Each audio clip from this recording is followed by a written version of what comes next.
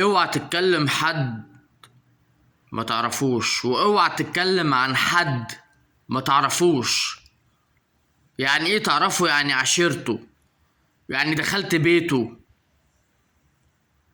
مش يعني كلت معاش وملح.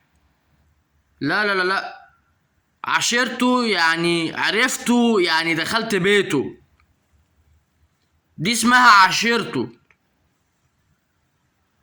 ماشي؟ اوعى تتكلم عن حد ما تعرفوش، اوعى تتكلم عن حد ما شفتوش. ماشي؟ اوعى يا كل اب تتكلموا عن ولادكم اللي انتوا ما تعرفوهمش. اوعى يا كل ابن تتكلم عن ابوك اللي انت ما تعرفوش. لا الاب والام يظلموا ولادهم، ولا الاولاد والبنات يظلموا ابهاتهم وامهاتهم.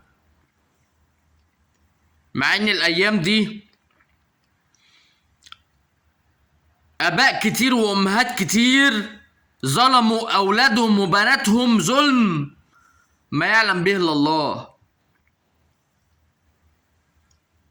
اكتر ناس ظلموا او اكتر اهالي ظلموا اولادهم وبناتهم المصريين، وحسبي الله ونعم الوكيل فيهم.